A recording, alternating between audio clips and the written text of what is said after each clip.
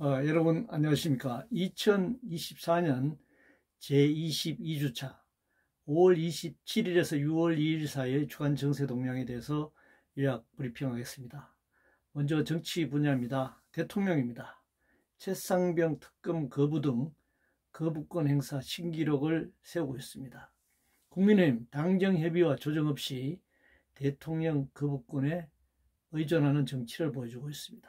더불어민주당 이재명 대표 당권 강화와 국회 운영 주도권 통해 차기 대권 토대를 구축하고 있습니다.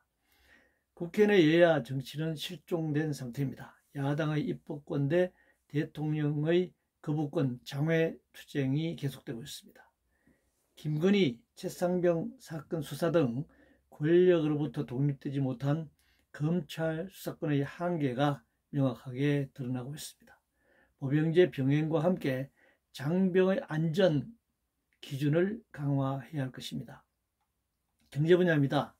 수출 회복세에도 기업 간 격차, 공가 고금리로 인한 내수 시장 악화, 양극화와 민생고가 촉첩되고 있습니다. 주식, 채권, 부동산, 비트코인에 이어 상장 지수 펀드, EFT까지 미국에서는 거래를 승인하고 있습니다. 새로운 자산시장 확대로 불로소득과 착취의 고도화가 진행되고 있습니다. 여야 담합으로 재벌 부자 감세 정책 방향으로 흘러가고 있습니다. 정부 재정 불안정과 국가 부채의 증가, 복지 축소와 빈부격차가 확대되고 있는 상황입니다.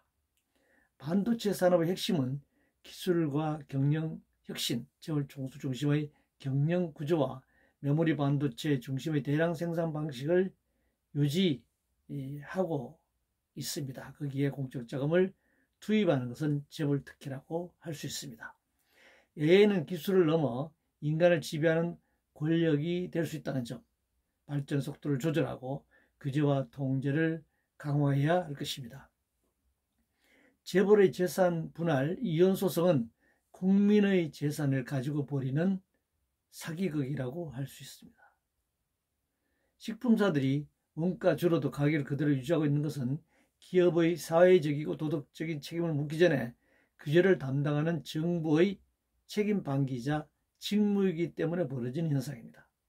자본주의 산업화가 지구환경 파괴를 가져왔듯이 우주산업이 가져올 폐해에 대해 심사숙고해야 할 단계입니다. 사회분야입니다. 국민연금 보험료 인상에 대해 수급으로서 자본론들의 지지가 높습니다. 사회복지는 계급적인 문제라는 것을 여실히 보여주고 있습니다. 수도권 중심 서열화된 대학 수능 제도를 그대로 둔 채 지역 말단지인 학제 개편으로는 붕괴한 공교육을 바로 세울 수 없습니다. 신혼부부 상가주택 전세사기 특별법을 넘어 국가가 1가구 1주택을 책임지는 공공주택 특별법을 제정해야 할 것입니다. 실손보험 적자 타령하기 전에 공공의료정책 수립과 온전한 무상의료 실시해야 할 것입니다. 의대 정원 역시 지역 정착 필수 의료가 아닌 이를 가능하게 할 의사 양성의 국가 책임제와 공공의료정책이 필수가 될 것입니다. 노인 연령 기준은 단순히 인간 수명이 늘어나는 것에 초점을 맞추는 것이 아닙니다. 일자리, 복지 등 재반 여건을 감안해 조정되어야 할 것입니다. 문화의 가치와 다양성보다는 자본의 이용 극대를 위한 수단으로 이용될 경우 문화는 타락할 수밖에 없습니다. 노동분야입니다. 파업은 노사간 이견 불일치로 인한 헌법과 노동관계법이 보장하는 노동자들의 쟁의 행위일 뿐입니다. 연봉이 얼마냐, 임금이 얼마냐에 따라서 파업을 할 수 있고 없고가 결정되는 것이 아닙니다. 고용봉제가 파업을 하면 안 된다고 주장하는데, 그러면 최저임금 선상에 있는 노동자들이 파업을 하는 것은 용인하겠습니까? 그 노동자들이 파업해도 역시 파업은 안 된다고 할 것입니다. 2024년 최저임금 시급 9,860원, 월 206만 740원입니다. 비혼 단신 근로자 생계비가 월 246만 원이기 때문에 최저임금으로는 비혼 단신 근로자 생계비를 충당할 수 없습니다. 그런데 현재 진행되고 있는 노사 간의 최저임금 협상에서 최저임금을 인하하거나 동결을 주장하고 있는 이는 헌법과 최저임금법을 위반하겠다는 것입니다. 생태환경 분야입니다. 수출은 물론이고 환경과 안전을 위해 전 세계가 재생에너지 시대로 나아가는데 원전으로 복귀하겠다는 윤석열 정권의 퇴행을 보고 있습니다. 공장이나 도시의 전기를 위해 전국토가 유린당하고 송전선이 지나가는 지역 주민의 재산권과 경제활동의 제약이나 건강이 훼손당하고 있는 문제에 대해서는 도의시하고 오로지 기업의 입장에서만 송전선로를 얘기하고 있습니다. 해외 직구를 통한 어린이 유해 상품이 심각한 상황인데도 불구하고 두 손 놓고 있는 정부의 직무기를 지금 보고 있습니다.